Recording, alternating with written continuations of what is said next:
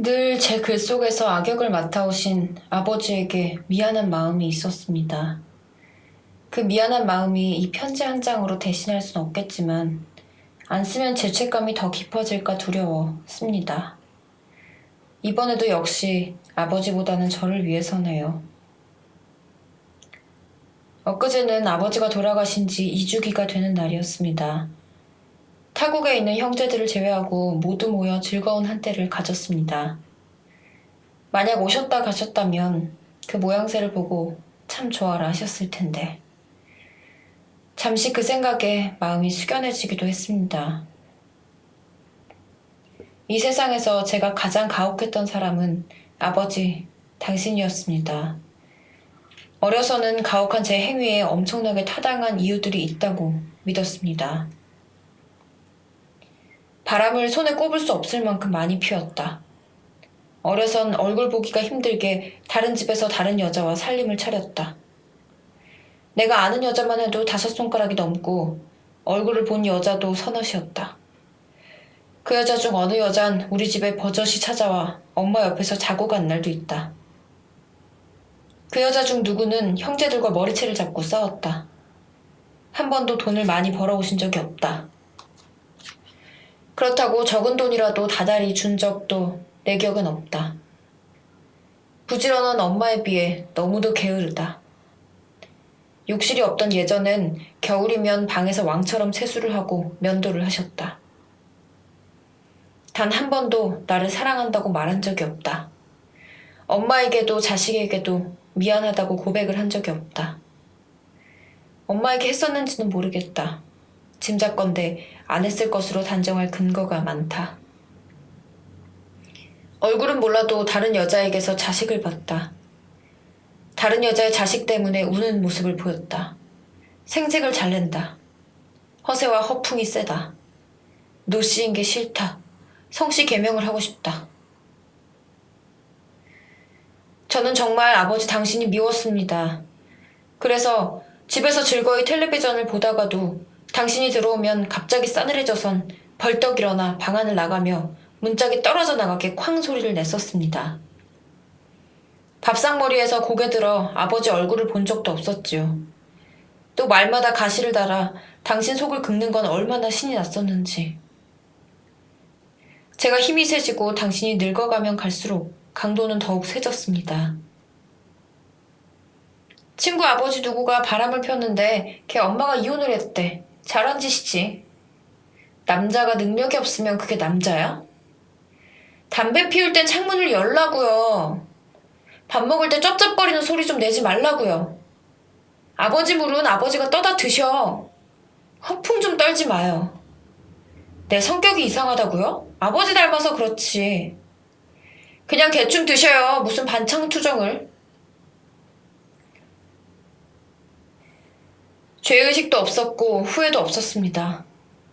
당신이 폐암에 걸려 큰오빠의 집에서 제 집으로 가방 2개를 들고 오시기 전까진. 오빠는 타국으로 돈 벌러 가고 형제는 많아도 모두가 형편이 여의치 않은 관계로 병든 당신을 기꺼이 맡을 자식은 없었습니다.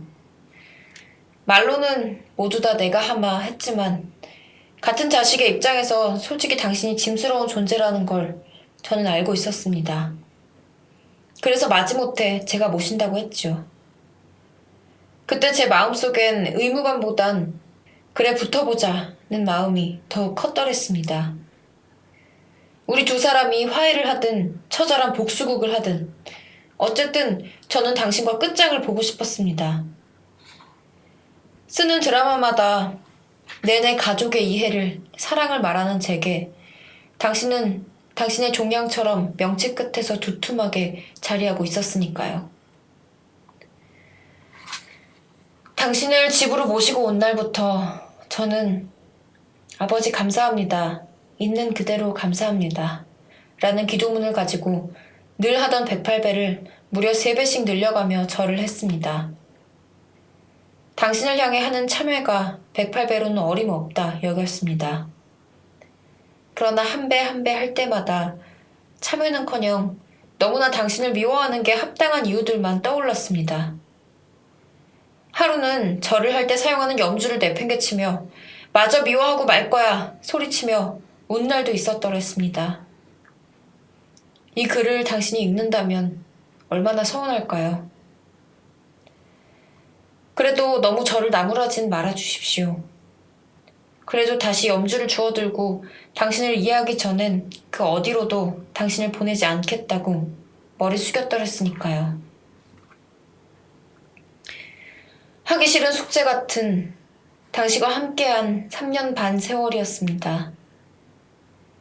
텃밭에 나가 같이 상추를 심고 고추를 심고 장미를 심고 차를 마셨지요. 기꺼웠던 적은 거의 없습니다. 어차피 선택한 것 그냥 해보자는 마음뿐이었습니다. 그런데 어느 날 아마도 오가피 나무를 한 그루 심던 날이었을 겁니다.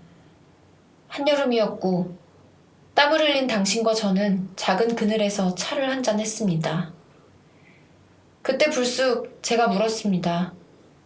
사실 마음속으로 1000번 만번 연습한 말이었죠. 옛날에 내가 본 여자, 왜 아버지가 바람핀 얼굴이 좀 얼근 아줌마. 왜 엄마보다 그 여자가 좋았어?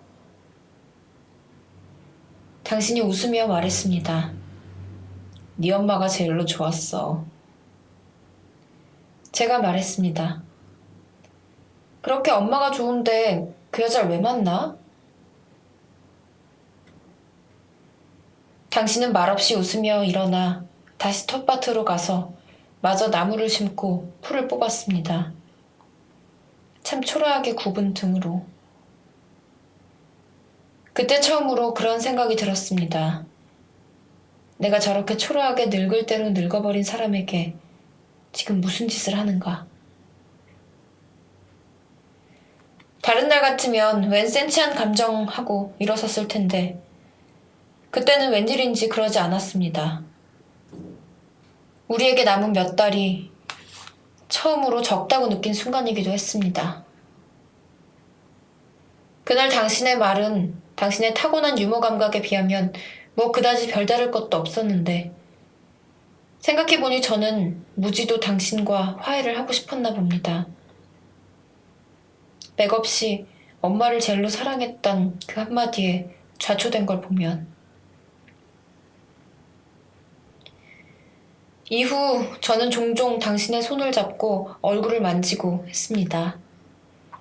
삶을 물어가는 스승에게 아버지와 화해하고 싶어요. 어쩌면 좋을까요? 했을 때 스승께서는 아무 말 말고 손이나 잡아드려라 하셨습니다. 참 민망했습니다. 아버지 손잡는 게 민망지경인 딸. 어이없었지요. 그래도 했습니다. 그렇게 하루 30분 당신과의 어색한 손잡기가 시작됐습니다. 그리고 나는 우리의 대화를 여기에 어찌 다 쓸 수 있을까요? 40평생 들어보지 못한 말을 들었더랬습니다. 어느 자식 하나 안 사랑한 자식이 없다. 다시 태어나면 니들한테 좋은 애비이고 싶다. 네 엄마를 다시 만나면 살자 하고 싶은데 그 말을 들어줄까 모르겠다. 원 없이 세상 살았다. 내가 나중에 누워있게 된다면 호흡기는 달지 마라. 네가 참 안 됐다. 마치 오래 준비한 듯 당신은 너무도 따뜻하게 말씀하셨습니다. 어쩌면 당신은 긴 세월을 말로는 못해도 눈빛으로 우리 자식들에게 그 말씀을 하셨는지도 모릅니다. 그렇지 않았다면 떨지도 않고 차분하게 그 어색한 고백들을 매일같이 할 수는 없었을 겁니다. 어느 날은 당신의 고백이 너무 정중해서 내가 그만해 낯간지러워 한 날도 있었으니까요. 그렇게 몇 달을 보내고 어느 날 절을 하는데 문득 젊은 날의 당신이 생각났습니다. 나이 40의 남자, 자식은 7, 마누라는 유머도 모르고 예쁘지도 않은 매력 없는 촌년. 되는 일은 하나도 없는 중년의 나이. 살고 싶지 않았겠다. 눈물이 왈칵 났습니다. 밖에 나가면 예쁜 여자들이 득식을 하고 타고난 그의 유머에 반해 살갑게 사랑한다 하는데 몇 해는 몰라도 영원히는 살지 않고 다시 재미없는 마누라에게로 복수심을 키우는 자식에게로 온 그 남자의 마음속엔 무엇이 있었는지 정말 내가 아는가? 삶은 정말 드라마보다 드라마틱해서 그의 겨울 우리가 완전히 화해해서 이젠 서로가 떨어지고 싶지 않을 때 당신은 임종을 맞았습니다. 당신의 숨이 거칠어지던 그날은 제가 처음으로 아버지를 소재로 쓴 기적이란 드라마가 나가던 날이었고 숨이 멎은 순간 첫 회가 끝나던 시간이었습니다. 드라마로 쓴다면 너무 자규적이라 믿지도 않을 일이지요. 마를 대로 말라 제품에 안긴 당신이 너무 미안하다고 말하고 저는 아버지 마음 내가 다 아니까 이제 편히 가셔도 된다고 했습니다. 눈이 왔고 어머니 임종 때처럼 따뜻한 날이었습니다. 임종을 앞두고 한 서너 번 저도 아버지를 참 많이 사랑한다고 말했던 게 지금 너무 위안이 됩니다. 엊그제 제게로 메일이 하나 왔습니다. 젊은 친구인데 아버지와 화해가 안 된다고 했습니다. 어찌해야 좋냐 물어왔습니다. 너무 서두르지 말라고 했습니다. 저 자신도 40이 넘어 이룬 화해인데 쉽지 않을 거라고 했습니다. 그 친구에게 한마디 더 보태지 못한 게 걸리네요. 이곳에 하면 혹여 볼까 싶어 씁니다. 힘내세요. 참, 그런데 아버지, 가신 그곳에선 어머니를 어떻게 만나셨나요? 만나셔도 좋겠고 안 만나셔도 좋겠다 생각이 듭니다. 두 분이 따로이 다른 분들과 사는 모습을 상상해도 또다시 두 분이 만나 사시는 모습을 상상해도 다 아름답네요. 두 분은 참 좋은 분들입니다. 이즘 자식들이 모이기만 하면 그 소리입니다. 솔직히 가끔 두 분의 흉을 조금 보기도 하지만 그리워 그런 거니 너무 속상해는 마십시오. 참 그리고 두 분이 낳으신 저희 형제들은 꼭 남들만큼 힘들고 꼭 남들만큼 재미나게 잘 삽니다. 그러니 걱정 마십시오.